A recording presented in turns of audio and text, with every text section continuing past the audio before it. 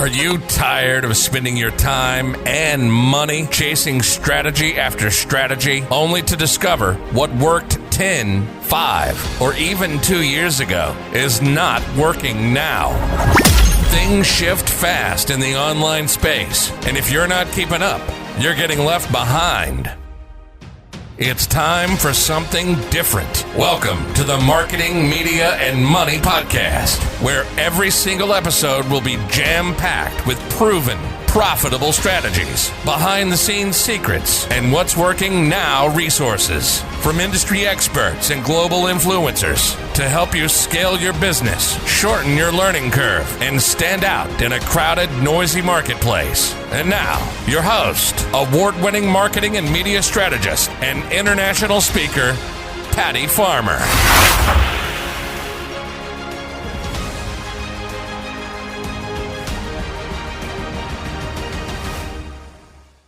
Hello, everyone, and welcome to today's episode of the Marketing, Media, and Money Podcast. I'm your host, Patty Farmer, and I'm looking forward to sharing another amazing industry expert with you today.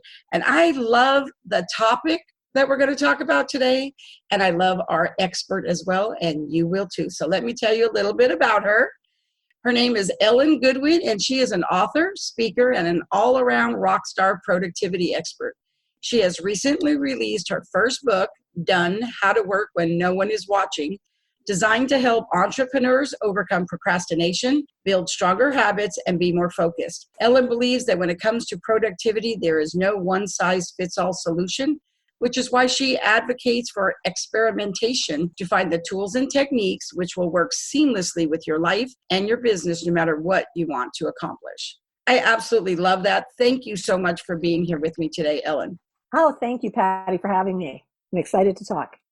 I really love the whole topic of productivity because I always like to say all the time, and I tell my clients all the time, there's activity and there's productivity, and they're not the same thing, right? Oh, absolutely. I absolutely love that. So before we get started, I know that everyone has a story. And what I really love to know is, how did somebody get to what they're doing now? Like really honestly, you are super focused, love what you do, very passionate about it. I know. That's why I asked you to be on my show. But you didn't just wake up one day and say, oh, I think I'll be a productivity expert, right? There was some kind of aha moment that got you there. So will you share that with us? Absolutely. For years, 20 of them or more, I was an advertising creative. I had my own business. I worked out of my house. So I worked when no one was watching. And I had to teach myself how to do that. And I'd like to say, I was awesome at it. But there came a point in time where I fell down the procrastination hole. And I had no accountability. Again, no one was watching. I could do my work at midnight if I wanted. And I started missing deadlines, which, as you know, clients don't really appreciate. I missed deadlines, I lost clients, and I almost lost my business because of it. And it was at that point that I sat down and had a little talk with myself about, I'm a smart businesswoman. This is silly. Why am I going to lose my business just because I'm procrastinating? And it was at that point that I decided I was going to figure out why I procrastinated. I was going to do a deep dive into looking at what caused procrastination, how I can overcome it, what I could be doing. And through a lot of education, a lot of research, training, I came up with systems and tools that I started using that got me back on track. Clients noticed, friends noticed, family noticed. People started asking me, what was I doing? And then how could I help them? And that's how a new business for me was born. I took all of the things I had learned hands-on working while no one was watching and put them together into systems, into tools that I could share with other people. And here I am now, getting stuff done every day.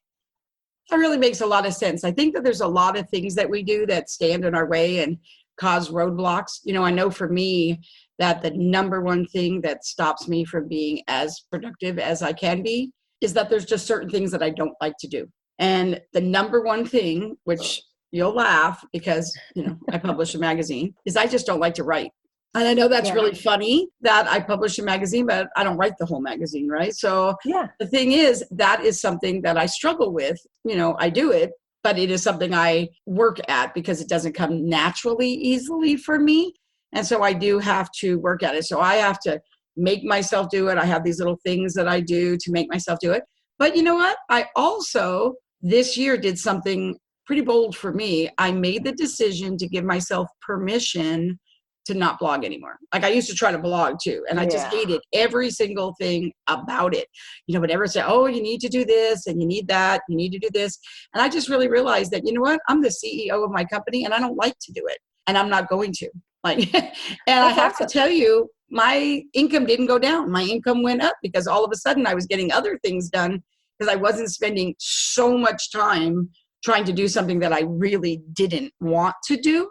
And it was really kind of funny. And so, I've hired a copywriter when I need to for things that I need to have done, like sales pages, etc. But I have to tell you, I think that part of it for me to be productive is to stay in my brilliance and hire other people to work in theirs.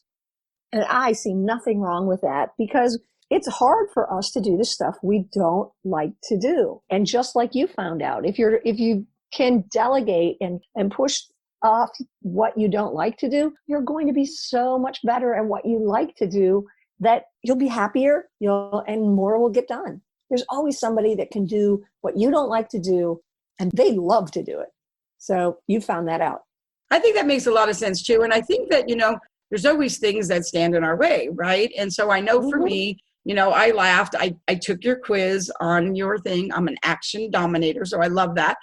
But I had to learn to be productive, right? I really did have to learn what works for me. And, I have squirrel just like everybody else. I prefer to call it brilliant idea syndrome, but that's my word for it.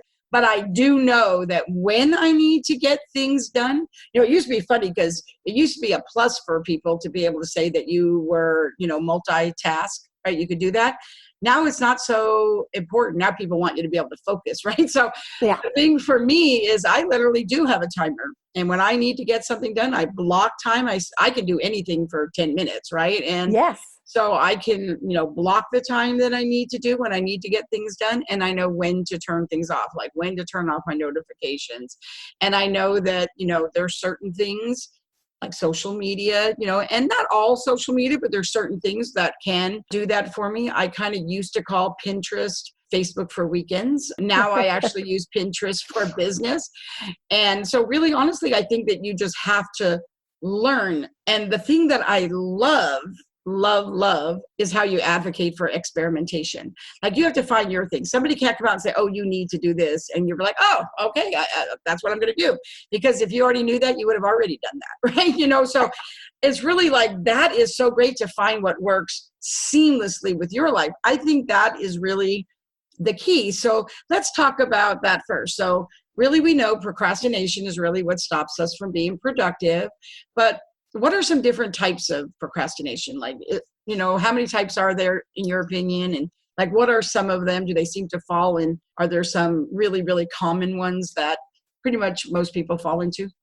We have a procrastination when we have trouble getting started on things. And a lot of times this has to do with things we don't like to do, things we're not good at, just like you were talking about writing.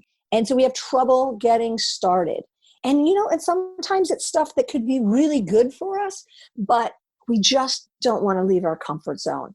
One of the reasons we procrastinate is basically in our head, in our brain, in our limbic system, which is part of your midbrain. That's the oldest part of your brain. And that's where your fight or flight response lives. And I would call that the little 3-year-old in your brain, because that 3-year-old wants to be comfortable. It doesn't want to do the things it doesn't like to do. It's like a little kid in the grocery cart at the store screaming, no, no, no, I don't want to do that.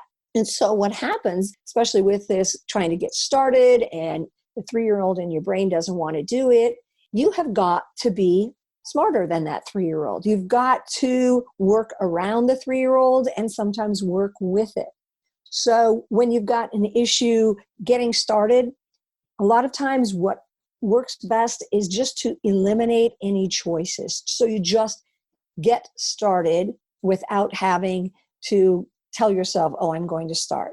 So let me explain what that would look like. Let's say you have 5 things that are low value, or they're things you don't want to do. Rather than procrastinating by looking at the list and going, ugh, I could do this one or this one, all you're doing is procrastinating more, wasting time, right? So what you can do is you can just number each of those things. So let's say you have 5 of them, you number, and then you take a dice, just one die, and you roll it. And whatever number comes up, that's the one that you have to do. You've eliminated choice. You've eliminated anything that 3-year-old can say, yeah, I don't like those things. And you've got it started. You can also do this by writing your things down on slips of paper. Fold them up, put them in a bowl, and just pull them out. You just get started. The other thing you can do when you've got things like this that you don't want to do is just pick a place and start. It doesn't have to be perfect, because perfectionism is one of the ways that we procrastinate on getting started. So I totally get that. When I was blogging, right? When I was blogging, I used to tell myself, okay, I just don't want to sit down and write that blog. So what I would do is I would say, okay, what I'm going to do then is I'm just going to sit down and write 10 blog topics. And then one day I would be like, I'm just going to write 10 blog titles, right? Oh, yeah. I would just do that kind of thing. So that wasn't as much. And then once I had that, my brain would kind of just be thinking about it in my head. And then I would just come back and I would literally have Word docs with the topic and title on it. And every time I had a thought about it, I would just go down and write on there the thought. And then pretty soon I'd sit down, I'd have all these thoughts on there. And then I just had to kind of put it together. That really worked for me. I mean, it seemed like a much longer process than somebody just sitting down, but it was much less scary for me, really. I just, and it was a way to get it done before I finally just made the decision that Absolutely. And sometimes choosing the most minimum thing you can do, but that still moves you forward, like writing blog headlines, is genius, and it works for you. And that goes back to where I talk about experimenting, because, for you that works, and for someone else that might just feel like, putting pins under their fingernails. But for you, that's moving you forward, and that's a great way to do it, especially when you're having trouble getting started. Another way we always procrastinate, and everyone has this issue, and you touched on this earlier, is distractions. And we have 2 different kinds of distractions. We have unanticipated distractions, the phone calls, the people stopping in, the email where you have to do something right away, and then the distractions of choice, which would be, like you talked about, Pinterest. Distractions that you enjoy. Maybe it's checking the news. Maybe it's popping, and I use quotations, popping into Facebook or Instagram. We have distractions that we don't expect and distractions that we enjoy. And what we need to do is to minimize distractions as much as we can. Every time we get distracted, it's a moment of choice. And eliminating moments of choice is one of the ways we can stay on track. Now, a moment of choice would be, I get a notification on my phone. Do I pick it up, or do I keep working for my set period of time? Let's say I've set a focus time for half an hour, and halfway through, I see a notification. Number one, I shouldn't have had my phone near me while I was doing a timed focus session, but this is a moment of choice. Do I look at the phone? Because I pick up that phone, and once I've looked at the notification, what happens? You kind of go, oh, maybe I should check something else. And then you are right down the rabbit hole. So eliminating distractions is one of the key ways you can beat procrastination. And, we all know the ones of just turning off your phone, putting your phone in another room. If you're working on the computer, blocking all the sites that are going to bother you.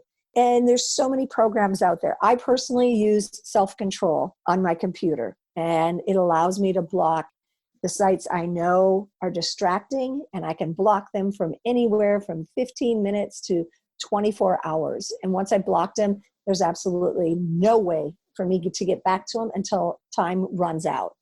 You can use them on your phone. Forest and Flora are 2 that you decide how long you're going to focus. And by focus, I mean how long you're going to be off your phone. And as long as you don't pick the phone up and go over to any other app or any other program, a tree grows, a little virtual tree. And the whole idea is that you grow a forest. And that forest is how many times, how many sessions you have just put your phone down and not interacted with it. A couple other ones, and I'll make sure that you have these, Patty, for the show notes. Siempo and Flipped. And these are for your phone, and they will block your phone. And I am not affiliated with these at all. It's just blockers that I know are really important. Now, the best way that you can overcome distractions is with a human element, and that is through accountability. Having somebody that knows what you're supposed to be doing, whether it's social accountability through Weight Watchers. Weight Watchers was like the original social accountability. You would show up at a meeting and right away you'd know whether you gained weight or lost weight. And the whole group, not that they saw you get weighed in, but they knew. And it was a group that the idea to hold you together. And Facebook groups do that. Instagram groups do that. LinkedIn. You can reach out to somebody in a group and say, hey, I need to get this done and I have to have it done by 3:00. Please check in with me, or I'll check in with you.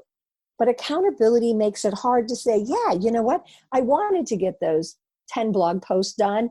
And yeah, I got on Pinterest and whoops, all the time is gone. Accountability is a great one to really keep you on track. A lot of the coaching I do is accountability coaching. You could call it nagging, but it's keeping track of where people are and making sure they don't get distracted. It totally does. I tend to love using the reward system for myself. And so, for example, I'll be authentic here and just say that for about, 30 years now, I still watch and record General Hospital. So every morning I have a list of absolutes that I have to do. And I don't allow myself like that night, when I'm done, I want to watch my soap opera. And if I didn't get those absolutes done, I don't get to watch my soap opera. I mean, it's like, that's perfect. So I want to, and, I've done it with The Voice, Bachelor, whatever the thing is that it is, anybody can do with whatever it is their thing is, but that is my downtime reward. And if I didn't do what I was supposed to do, then, what I decided I was supposed to do, right? This is my absolutes. Like, I'm in control. I'm the CEO. And as far as I'm concerned, if you're the CEO, you're the CEO of your calendar, right? So I think that's really, really important. And so I have found that, that's a reward system really works for me of what, I get to do. When I do it in projects, when I have a whole project, I reward myself with things like, having a massage or whatever. But I actually find for me that I like the reward system. Different people will like different things, but rewarding myself really works for me. Yep. It's part of the experimentation. And, distractions of choice that I was mentioning earlier, again, like the distractions that you really enjoy. One of the things you can do is you can make them awkward. The performance of your distraction of choice, make it awkward so you don't get all comfortable and lose track of time. In my book, I describe during election seasons, and it doesn't matter what sort of election, I become this huge news junkie. And I have it set up that if I want to check the news, I only have a short time that I can do it. Usually I will set alarms on my phone. Let's say an alarm starts at 11 and I work till 11:55. So there's another alarm. 11:55 to 12 o'clock is the only time I can look at the news. And then it's not like I can just sit at my big screen computer and look. I have to put it on my iPad and I have to walk back and forth while I'm looking at the news for that 5 minutes. So I don't get comfortable. I recognize exactly what I'm doing. I have an external alarm that goes off that tells me, boop, time's up, and you have to get back to work. So making things awkward and giving them a schedule are randomly interesting ways to block distractions. And I think it works in life things too, not just business, because I know for me that I had this I acquired this habit. It wasn't even a habit I ever had before, but I acquired a bad habit of eating at my desk. And so when I really started eating more healthy, I realized that when I'm eating at my desk, I'm not paying attention to how much I'm eating and what I'm eating, right? And Right. so I finally told myself, okay, so here is my thing. So I am the CEO of my calendar. So now I block out 45 minutes for me to actually have a lunch break. Doesn't take me 45 minutes, but I block out that 45 minutes. And now I am able to, I make myself go eat lunch at the table, like at the table. Yeah. And at first I didn't want to make myself do it. But what I do is I bring a book with me. And so I have that alarm set. And so now I know that I can eat my lunch. I don't get to pick my book up until I'm done. And then when I'm done, I get to read, until the alarm goes off, and then I put it down and I go back to work. So it really, I am really good at forcing myself to do stuff. Yes. Right. But I have really found that it is pretty productive for me. And I have to tell you, I tell my clients, they would say to me, oh, Patty, I'm doing all this. I'm working so hard, when they first hire me, right? And they'd say, I'm just not really making any money. I'm like, well, what are you doing? And they're like, well, I'm doing this and I'm doing that. And so one of the things that I tell them to do is I say, you just need to go to Google and print out a blank calendar, and the kind that doesn't have the month on it, the kind you actually have to print the number, write the number yourself. And you need to put that in there. And then on every day on the bottom left corner, you need to write how much money you made that day. Like, how much money did you make that day? Now, we all know that sometimes, you make money and you don't get paid right then, right? And then on the right corner, how many sales calls or whatever, depending upon what you do, you did that day. Because here's what happens. I know that way back in the beginning of my business, when I first started working from home instead of in an office, I remember that I would tell my husband at the end of the week, I was like, oh my gosh, I had such a hard week. I worked so hard, blah, blah, blah, blah.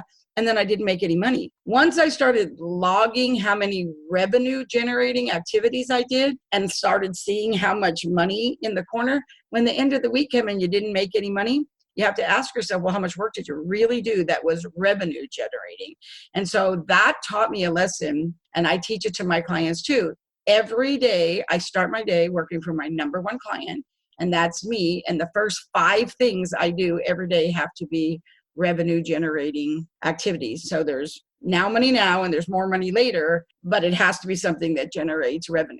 In the afternoon, when I'm not as fresh, right? Because for me, it's all about what is for you. Like some people, their most creative time may be in the afternoon. For me, it's in the morning after I've had a few cups of coffee. In the afternoon, I kind of do the admin things, right? But my revenue generating time is in the morning. And so people have to know that about themselves. But once they have to look at it and track it, and they see, hey, if you're not making any money at the end of the week, don't be blaming it on, oh, this isn't right, my funnel's not working, blah, blah, blah. The reality really is you just haven't had good habits.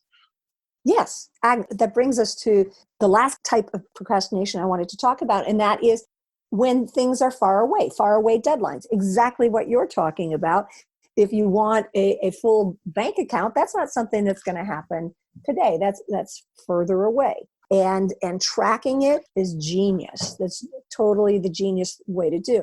The problem we all have is we all have this cognitive bias, which is called hyperbolic discounting, which basically comes down to, do I want $1 today or $2 tomorrow?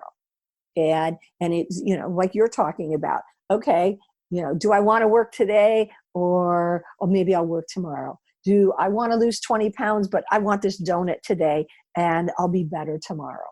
So we're all kind of familiar with that, right? That's right. We're all used to every time you fall off the wagon. I always tell my husband that every time you tell yourself you're going to eat healthy and then you eat one thing bad, instead of just like eating that, if you did, and then just saying, oh, I'm just going to move forward. What ends up happening is if that's Wednesday or whatever, it's like, oh, I'll start again on Monday. I don't know why everybody thinks they have to start every new project on Monday. You know what? Wednesdays work for starting projects. Thursdays work just as well. You don't have to wait till Monday to start every project. Right.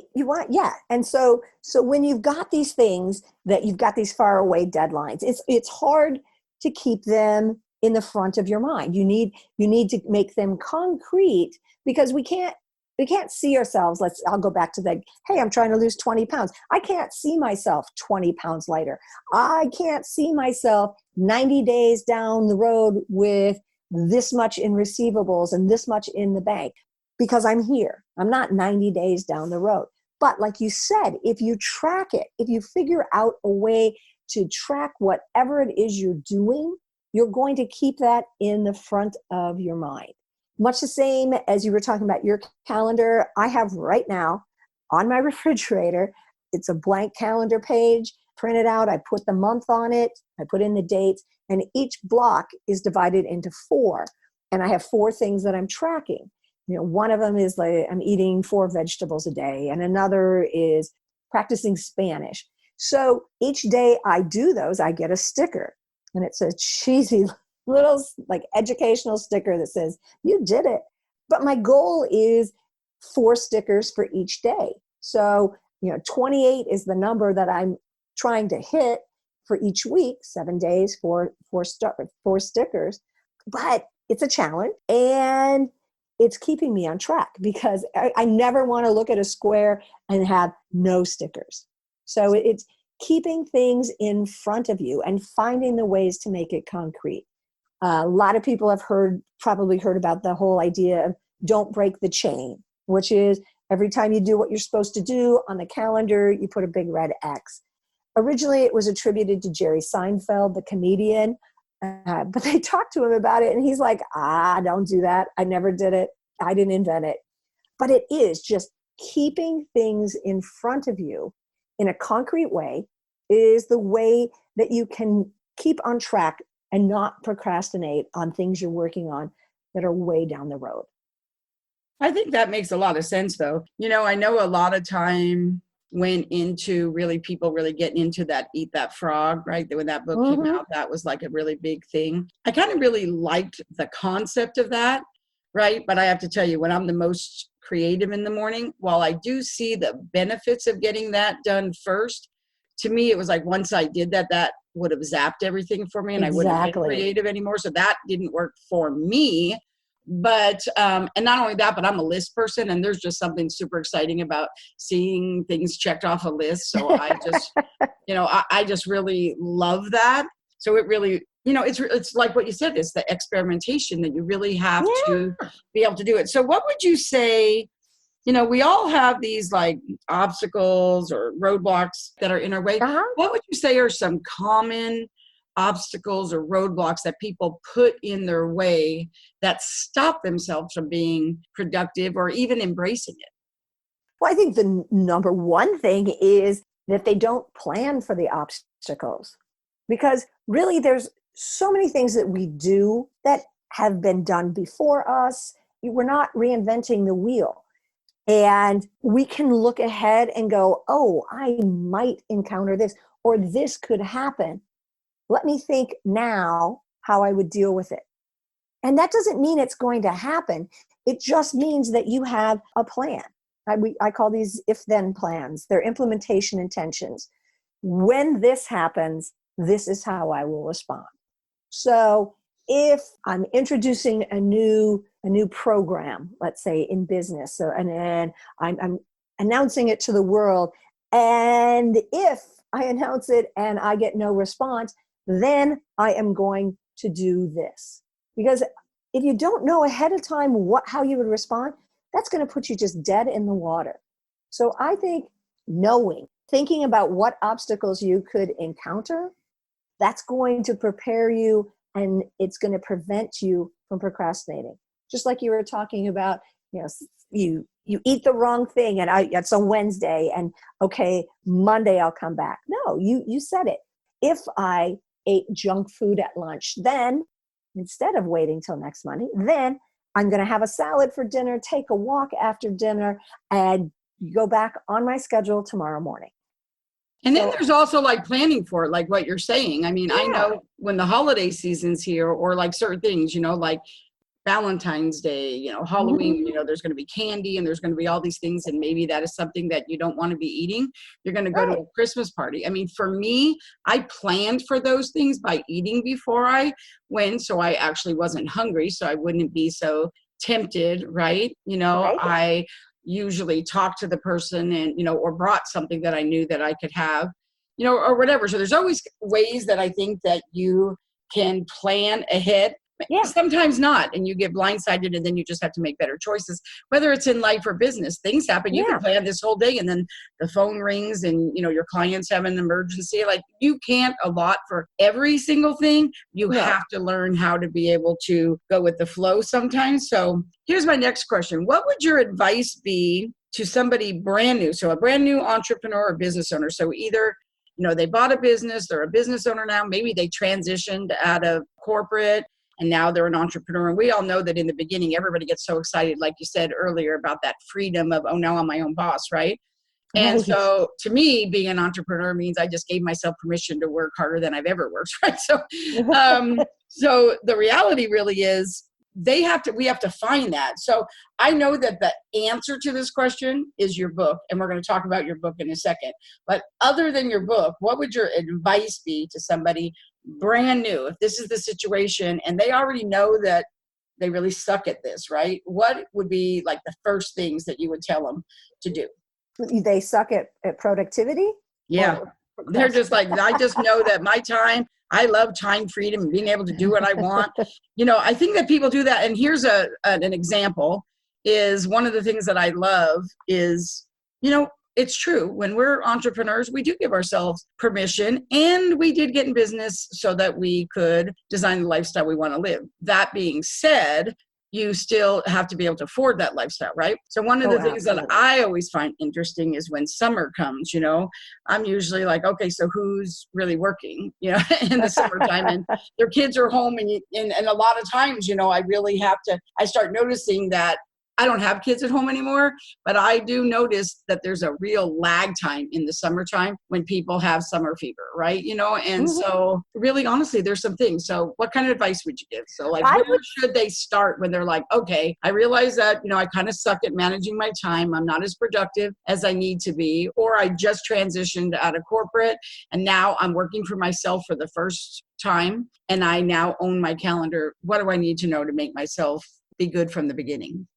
I would say block out time, because all of a sudden, if you're in an environment that it's not, for lack of a better word, regulated, you don't have that sort of ebb and flow through the day of how, let's say when you're working in a business, there's a certain flow to the day. And all of a sudden you're in a situation where there is no flow. So it's just this wide open territory from like the moment you start till the end of the day. And so you have that feeling like, oh, I've got all day to do this. I would break the day up. I would set timers. I'm obviously, if you can't tell, huge proponent of timers. And whether that's you set 45-minute work block with a 15-minute break, or you set a series of 10-minute work blocks where you just blast through small tasks and then take 2-minute breaks in between. All of that gives you structure to your day. And with structure comes productivity. So I would say build in structure, just like building a building, you have to put the structure there, or you're not going to have anything. Oh, well, that's really good. I love that. So let's talk about the book. I love the book. I love the name. I think it's absolutely fabulous. So tell us about the book. So the book is done, How to Work When No One's Watching, and it goes through a lot of things that we talked about today. Productivity, much deeper dive, obviously. Goes through procrastination, habits, focus. We get into really talking about the difference between action and motion, which is huge when it comes to getting things done. Our brain sees motion and action as the absolute same thing when they couldn't be more different. Motion is writing a to-do list, and your brain sees that as, oh my gosh, look at how much we've gotten done. And really all you've done is put together a list. You may have been doing it by hand on a piece of paper. You may have been doing it on the computer. You may have been doing it on the phone, but you haven't done anything but put that list together.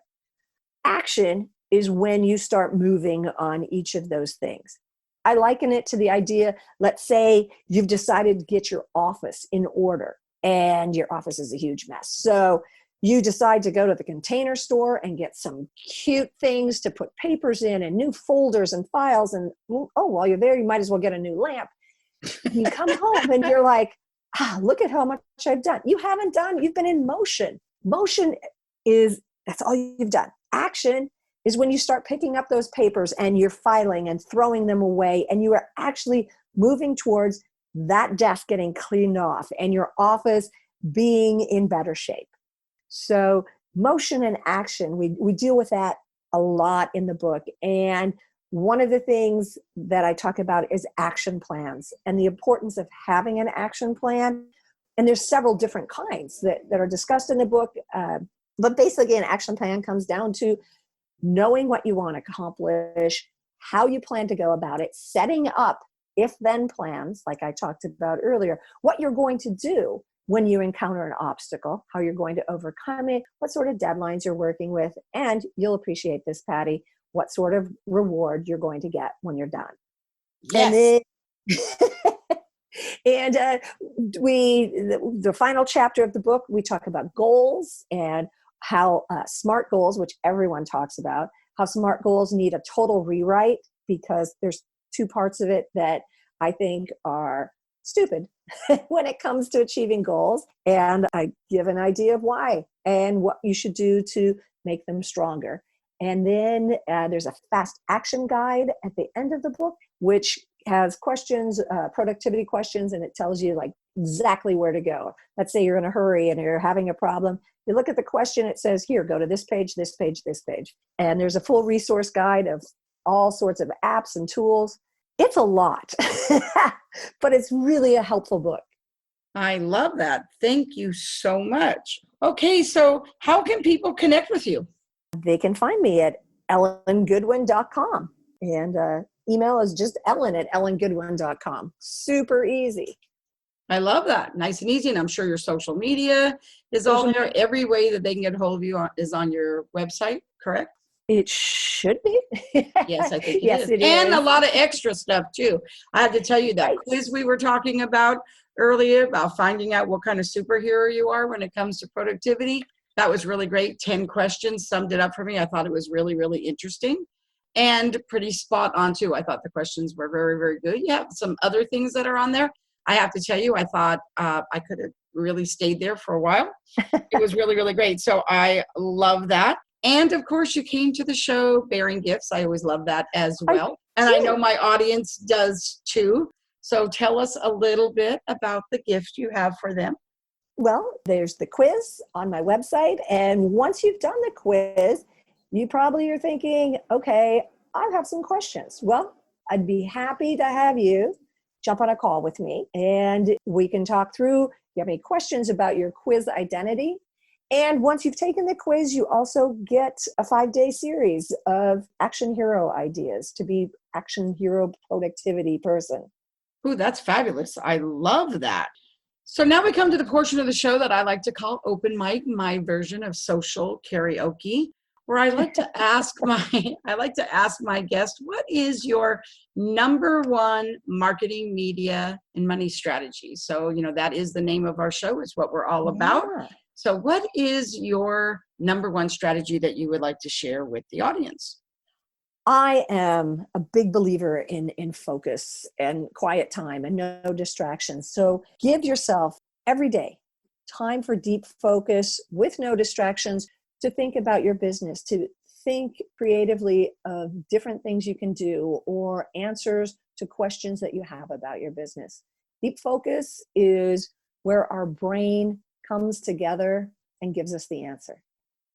I love that. And I really love that one of the ways I know when I've had conversations with you, you've also shared with me about being helpful to people in online communities. So I think it's really important when you're in online communities to really be thinking about how can you offer help with no expectation. I really loved when you said that. I think that really makes a lot of sense, and it's something I have certainly done and believe in. I truly believe lead with contribution and compensation will follow. So I really love that, really specifically in online communities. Absolutely. So thank you so much, Ellen. I really look forward to kind of doing a deeper dive into your book. And I really appreciate you coming on the show with me today. Thank you so much, Patty, for having me. I do appreciate it. Thank you. So thank you, everyone, for listening and taking time out of your day to listen to the Marketing, Media, and Money podcast. If you enjoyed today's episode, please like, subscribe, and review the podcast on your favorite listening platform. And make sure to join us on Facebook in the Marketing, Media, and Money Magazine Podcast and Events Facebook group, where you get to get up close and personal with our guests and our magazine authors and columnists as well in our sister publication. So thank you so much, everybody, for being here. Have a phenomenal day. If it's not phenomenal, change it. Thank you for joining us today on the Marketing, Media, and Money podcast. To shorten your learning curve even more, make sure to grab your free copy of the Marketing, Media, and Money magazine at www.marketingmediamoney.com. I promise your business will thank you.